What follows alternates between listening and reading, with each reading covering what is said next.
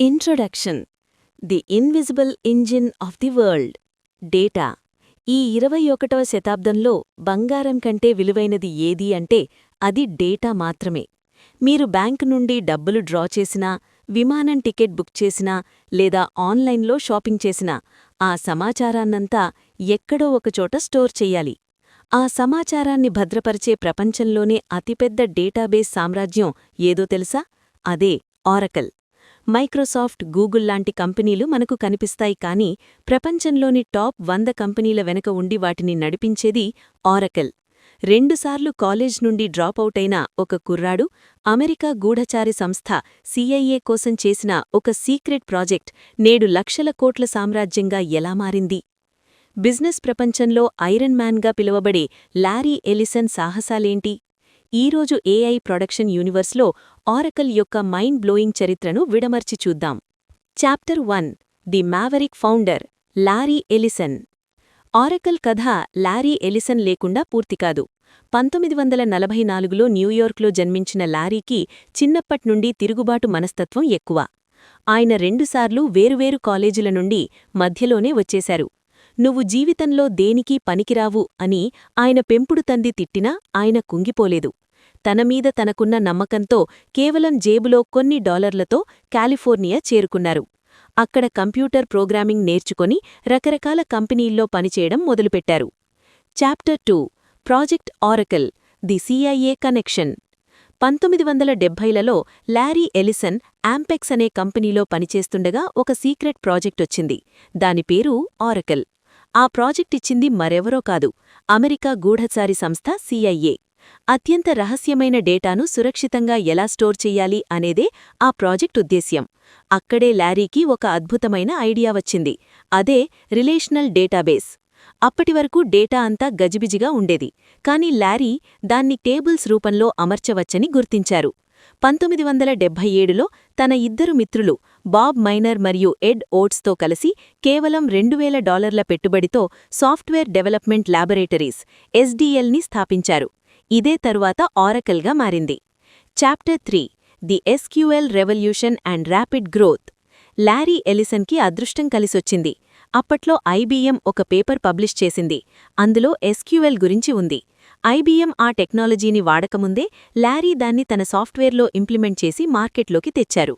మొదటి కస్టమర్ మరెవరో కాదు, మళ్లీ CIAనే. ఆరకల్ సాఫ్ట్వేర్ వేగం మరియు భద్రత చూసి ప్రపంచం ఆశ్చర్యపోయింది. పెద్ద పెద్ద కంపెనీలన్నీ ఆరకల్ డేటాబేస్ని వాడడం మొదలుపెట్టాయి. 1986లో ఆరకల్ పబ్లిక్ కంపెనీగా, అంటే IPOగా మారింది. Chapter 4 the near death experience. Success వచ్చినప్పుడు అతి విశ్వాసం కూడా వస్తుంది. 1990లో ఆరకల్ చరిత్రలో అతిపెద్ద సంక్షోభం వచ్చింది. కంపెనీ సేల్స్ టీం తప్పుడు లెక్కలు చూపించి రాబోయే లాభాలను ముందే చూపించారు. దీంతో ఆరకల్ స్టాక్ ఒక్కసారిగా 80% పడిపోయింది.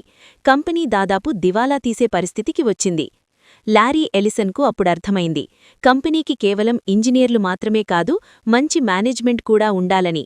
ఆయన టీంని ప్రక్షాళన చేసి ఆరకల్ 7.0 వెర్షన్ని లాంచ్ చేశారు. అదొక మాస్టర్ పీస్. అక్కడి నుండి ఆరకల్ వెనక్కి తిరిగి చూసుకోలేదు. Chapter 5 the king of acquisitions and competition. Larry Ellison business అంటే ఒక యుద్ధం లాంటిది అని నమ్ముతారు. ఆయనకు బిల్ గేట్స్ అంటే అస్సలు పడదు. ఆరకల్ని నంబర్ 1గా ఉంచడానికి ఆయన ఒక కొత్త పద్ధతిని మొదలుపెట్టారు. అదే హాస్టైల్ టేకోవర్స్, అంటే తనకు అడ్డొచ్చిన కంపెనీని కొనేయడం.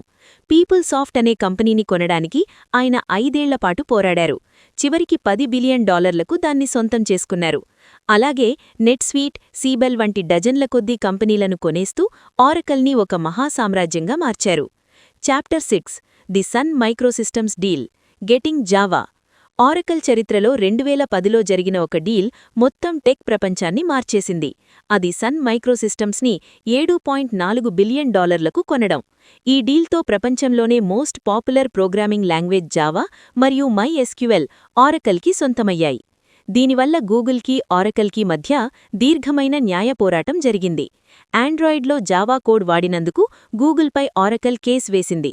ఇది సాఫ్ట్వేర్ చరిత్రలోనే అతిపెద్ద కేసుగా మిగిలిపోయింది. Chapter 7 oracle today cloud and AI future. ప్రస్తుతం ఆరకల్ కేవలం డేటాబేస్ కంపెనీ కాదు, అదొక క్లౌడ్ జెయింట్. అమెజాన్ AWS మరియు మైక్రోసాఫ్ట్ అజ్యూర్కి గట్టి పోటీ ఇస్తోంది. లారీ ఎలిసన్ ఇప్పుడు ప్రపంచంలోని అత్యంత ధనవంతులలో ఒకరు. ఆయనకు హవాయిలో ఒక సొంత ద్వీపం ఉంది. ఆయనకు ఫైటర్ జెట్స్ నడపడం అంటే ఇష్టం.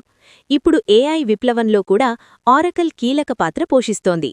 AIకి కావలసిన భారీ డేటాను ప్రాసెస్ చేయడానికి ఆరకల్ క్లౌడ్ ఇన్ఫ్రాస్ట్రక్చర్ని ఎలాన్ మస్క్ యొక్క XAI కూడా వాడుతోంది. Conclusion: the legacy of data.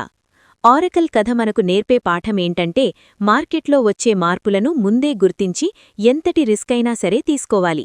Larry Ellison మాటల్లో చెప్పాలంటే, when you innovate, you've got to be prepared for everyone to tell you you're nuts. అంటే మీరు ఏదైనా కొత్తది చేస్తున్నప్పుడు అందరూ మిమ్మల్ని పిచ్చోడు అంటారు, దానికి సిద్ధంగా ఉండాలి.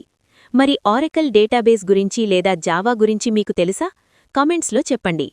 ఈ వీడియో మీకు నచ్చితే లైక్ చేయండి, షేర్ చేయండి. ఇలాంటి మరిన్ని డీప్ డైవ్ టెక్ బయోగ్రఫీస్ కోసం AI ప్రొడక్షన్ యూనివర్స్కి సబ్స్క్రైబ్ చేయండి. Thanks for watching. వీక్షించినందుకు ధన్యవాదాలు.